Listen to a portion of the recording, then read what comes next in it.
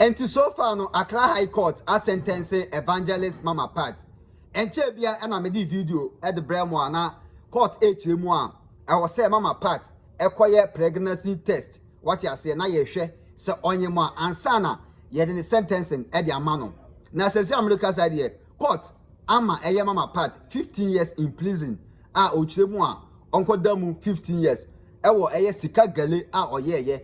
Any a promotion be or on the TV station. Say Obama the church members for sika na abusia abra church members eba soleno sikaya amba omusika nso omode ba ye ashimu eno ema ni kopie mu wo court na eno ene ende ya sentence eye Mama Pata okwakoda ni bre ho abusia but before no message so be subscribe to your channel no send update bianso etomu a onso obenya bi enti no wa share videos no ato other platforms so ere amaye enti mayen kotie abra eye Mama Pat ekopie mu wo court abra ko hospital eba ye no the court kan ye ene ni kunu ni onwo so omode atodwa ene eye Mama Pat ni lawyers nsem o moka ye ni na yen kotie e wore side emra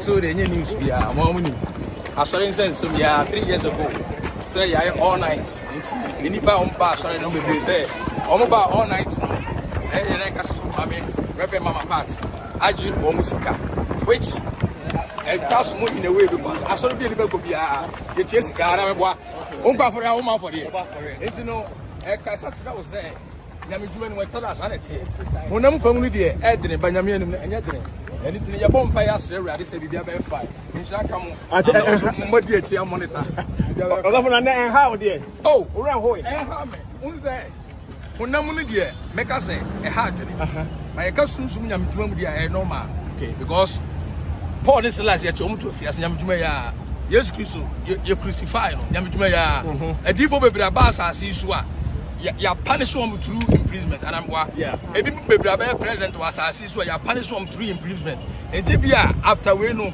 insra kese bi enam kwaso bana we na ide aba enti aba se dey hard but any news asole be koso na asole koso nyame tuma na yeguso ye sem na so yesof ono so na so yesof mame enti me sorry what you say enti the fact that all court and as be 15 years imprisonment no it's not anything news any news I case and last before being vigilant at pass. Sorry, don't make it I put my first a day and a court and then judgment by court nothing as this for the charge in my part with 5 counts of offenses.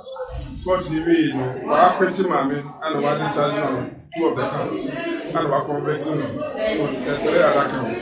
A sentence to 15 years imprisonment. Court Nakasabia, Yadwin said, Bra prosecution close home case. Court share said, give me a defense in respect of all the 5 counts. And they suggested can find evidence via any record. So there's a bra or catcher and say you play defense for can find is not only in Australia. If you say evidence in the record of the SWA, it's like my lady and share. Ebiaka ruling and attachment ebeko afro assembly no le kanye de nipa bi no say omoko watch night omoko BBC na me no mo fo mo please ana oje omosem sika assembly ni say me say video recordings of the entire church service in the by course nipa na omo ma me ko adu Mamma see minimum, in share wonder. And without even being a lawyer, the first thing is complainants are they seen in the video? The parents of call, and yet I saw it. It is what me say, maybe pay. Or share video at 10 minutes, 5 minutes, 60 minutes, in the Jinabon. Or more intimate and trade the Yasa. The parents of Pastor Dembo, the Busa Oka, message in the by, or meant to me and young. Empire, the boy, prayer points, the minute they want to me and Yano. There was as a domain to a minute they want to me and Yano. And some say 9 months me and Yano. That's a course of the scene, and my medical move for here. Yeah, the other years, I grabbed that she has been jailed because of who she is, and not because of what she did. Said, any 2% in this app or so. Amount involved in 540 Ghana cents.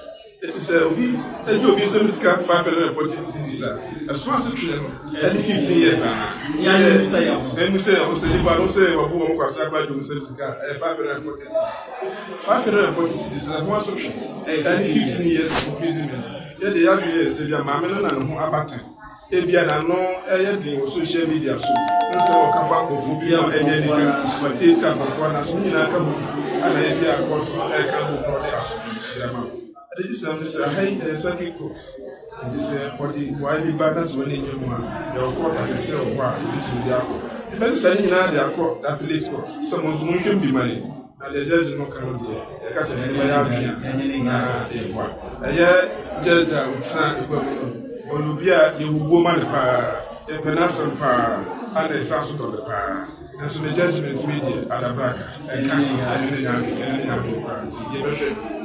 because we do not course. The Nipana was saying, Yabuna Faso, and so to me today, the Nipan was in also say, I never quite dead to the council and then I've been crying.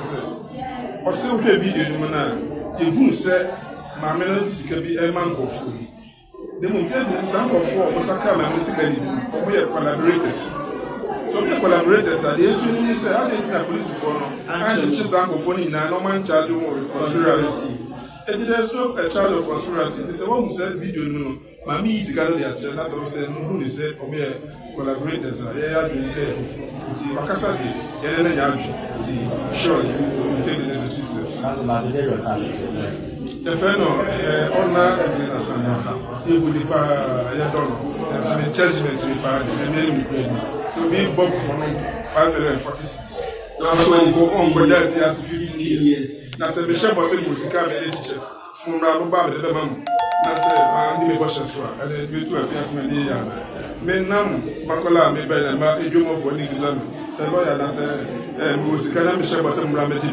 Na mubana ma fa sikana makwa and so we to afias mania na msemakola for mu nsa bote se judge na temu ma en trama kola ju ni some question e mu bra working kind na temu na obi ti dem so ole mutu na nsia law frontas no ka tell say case be a friend kala business ka police mobile company limited e tell say obi share but say me were do it me influencer wa be no bibia o pe ti sa ya de no me do sika be ma Obi ko fa aduro no say who say na nye criminal matter say ma me pa she say musical velotation that's a portion where near where you swa the nya dia it 12 years na yi ma me na ho abata and say the punishment is Ghana for them all the monsaka but ni na eh circuit court na kasa and this say your court na kasa bi o wa ya to say ba na ro kana so ama o ma